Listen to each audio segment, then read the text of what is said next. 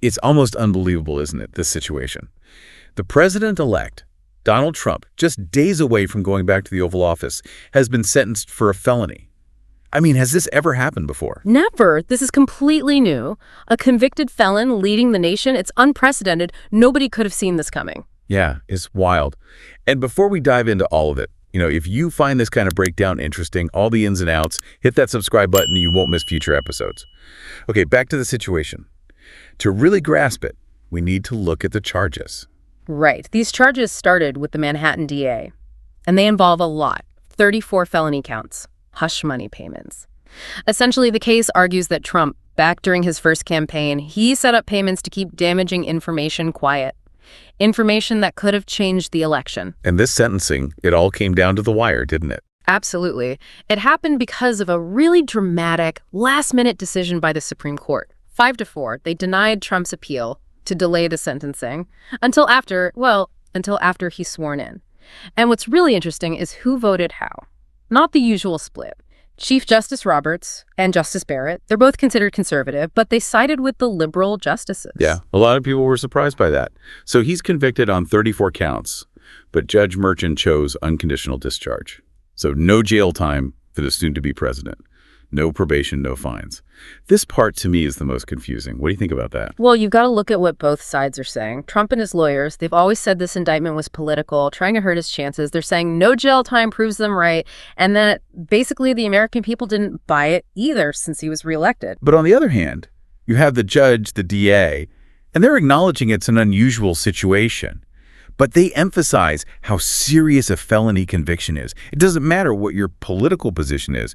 And what Judge Merchan said during the sentencing, that was really something. He said, it is the office of the presidency that is extraordinary, not the occupant of the office. Powerful statement. He's acknowledging how unique the presidency is, but also saying it doesn't put you above the law. It really makes you think. Would this sentence be different if Trump wasn't going to be president again? I mean, what do you think? Does being powerful change how the law works? If you're interested in this, hit that like button, let us know. Yeah, and the sentencing itself was unusual visually. Think about it. Trump was there virtually, on a monitor from Mar-a-Lago, sitting next to his lawyer, Todd Blanche. Big American flag in the background. It's not your typical image of someone being sentenced for a crime. It's almost staged, like a play. It adds another layer of complexity to this whole thing. Hard to picture any other convicted felon being allowed to do that, let alone having a judge say publicly that their upcoming presidential immunity, that it played a part in their sentencing. And that's exactly what Judge Merchan did. He said directly that Trump becoming president again and the immunity that comes with it probably influenced his decision not to punish him further. So there's a sentence, but this isn't over, is it? Not at all. Trump's lawyers have been clear they're going to appeal. Even as he gets ready to take the oath again, this is going to be a long legal process. It could go on while he's in the White House. Imagine that. The President of the United States actively fighting a felony conviction. Yeah. While also running the country. And think about the history here. This would be the first convicted felon to be president. People will be talking about this for years to come. It makes you think about how the American people, the legal system, and the presidency, how they all fit together. It's a complex relationship. It really makes you think, about accountability. Power. You have someone found guilty of a crime and he's about to lead the country. Yeah, it's like uncharted territory, right?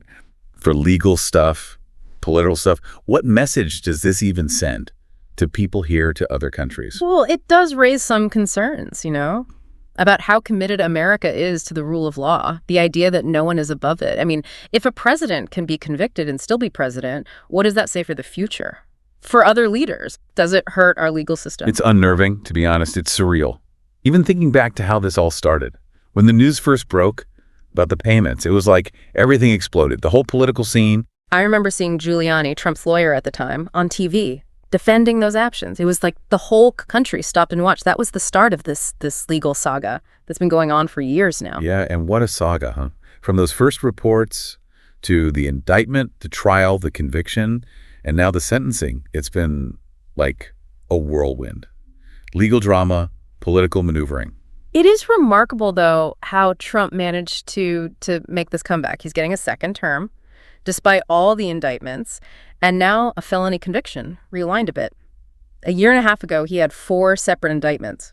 in 4 different places. It seemed impossible that he'd get away without serious consequences. Yeah. But here we are. He's about to be sworn in again Yeah. with this conviction hanging over him. It's a real paradox. It shows how complicated things are between the American people, the legal system, the presidency. I have so many questions. What does this say about our justice system? Does political power really influence what happens in court?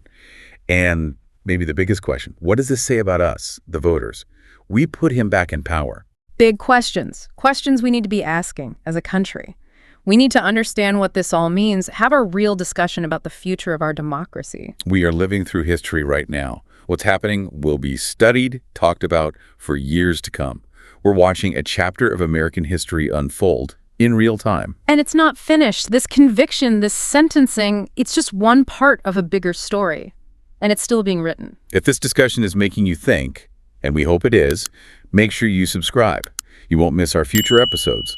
We'll keep breaking down these complex and interesting events. And if you like what we're doing, hit that like button. It helps more people find us and keeps these important conversations going. So, looking ahead, what can we even expect from a Trump presidency with this felony conviction? What'll the legal battles look like? Will it affect how he runs the country? Well, remember, even though he won the election, he is still a convicted felon until the appeals are done anyway. And that process, that's going to be interesting. With him in the White House, all that power and influence. Yeah, this could go on for months, maybe years, while he's president. And don't forget those other indictments. They're still out there.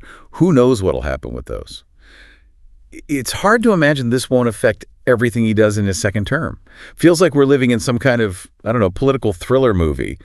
The president fighting a felony conviction while also, trying to run a country. And it shows you just how much power and privilege come with that office, the presidency. Think about it.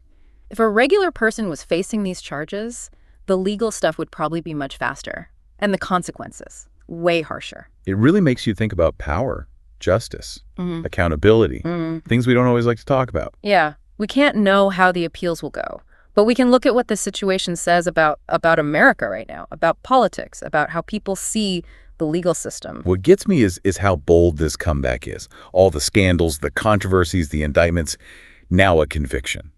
And he's still convinced enough people to give him 4 more years. He's definitely got a connection with a certain part of the population, and they don't seem to care about this stuff. Maybe they even like that he doesn't play by the rules. It changes how we think about politics, right? Usually, something this big would be the end. It's over. But for a lot of voters, it didn't matter. What does that say about us? Maybe it shows that things are changing politically, that there's more tolerance for people who break the rules, who don't care about the norms. Makes you wonder about character, integrity. Do those things even matter in politics anymore? And we can't forget those other indictments. We talked about them earlier.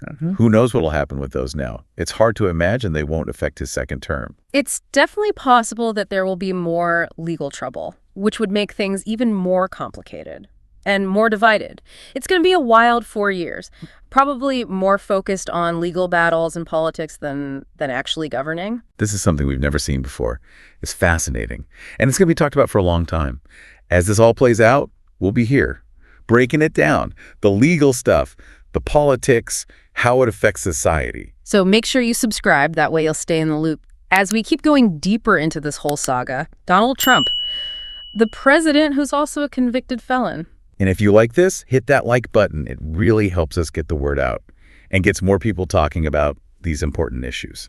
In the end, we have more questions than answers. What does it mean that Trump was reelected after being convicted? What does it say about us, about the legal system, about the presidency? Those questions are going to be around for a while. Even after all the appeals are over, they're questions we need to think about as a country if we want to figure out to navigate this new chapter in American politics.